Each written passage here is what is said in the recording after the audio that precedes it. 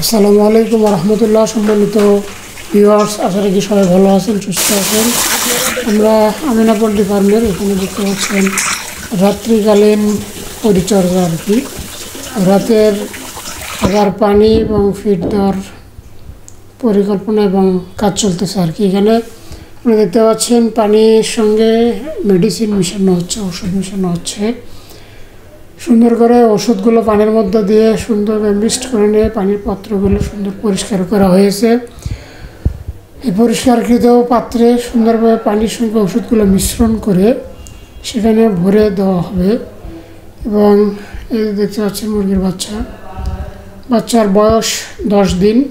10 দিনে মুরগির এই অবস্থা। আসলে মুরগির পাত্রে ফিড দেওয়া হচ্ছে এবং ওষুধ দেওয়া হচ্ছে।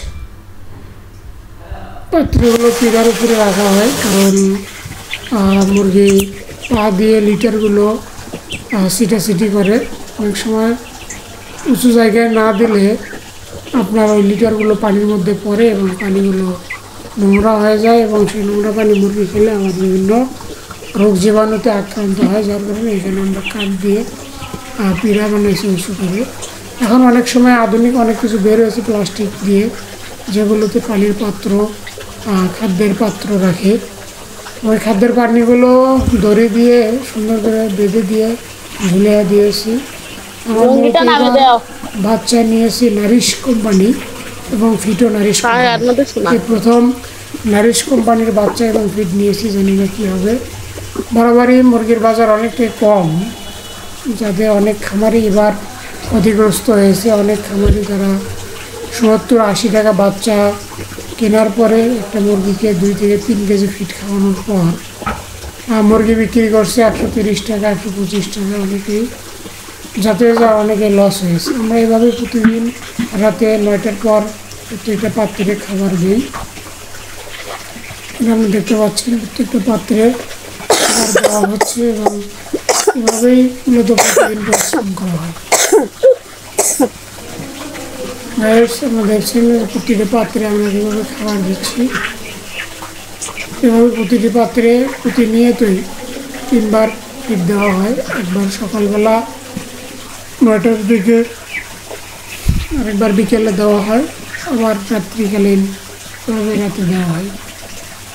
মুরগি খাবার রাতেই মনে হয় অনেকটা বেশি খায়,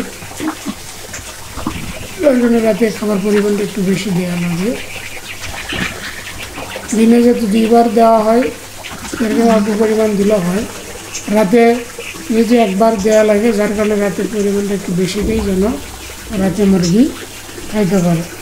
আমি তো ভিউয়ার্স জানি না এবার কী হবে। গতবার মুরগি পরিচর্যা করে বিক্রি করেছিলাম, কিন্তু অনেক লস হয়নি, কিন্তু লাভও অনেক পরিমাণটা কম ছিল। এবারে জানি না কী হবে, কারণ মুরগির বাজার একেবারেই কম। আবার মুরগিদের খামারিদের সংগঠন তারা ডাক দিয়েছে আগামী এপ্রিল মাস থেকে সমস্ত ব্রয়লার এবং সোনালী মুরগির উৎপাদন বন্ধ রাখবে। এটি করা দরকার, কারণ এই সিন্ডিকেট না ভাঙলে আমরা যারা ক্ষুদ্র খামারি আছি তারা একেবারেই পথে বসে যাব। কারণ এভাবে যদি প্রতিবার লস হয়, তাহলে তো আমাদের আসলেই পুঁজি শেষ হয়ে যাবে। আর খামারিদের এমন অবস্থা যে পোলট্রিটাই বাংলাদেশের মাংসের অনেকটা উৎপাদন যোগান দেয়, কিন্তু পোলট্রির আসলে নির্দিষ্ট কোনো ব্যবস্থা নেই। ভালো থাকবেন, সুস্থ থাকবেন।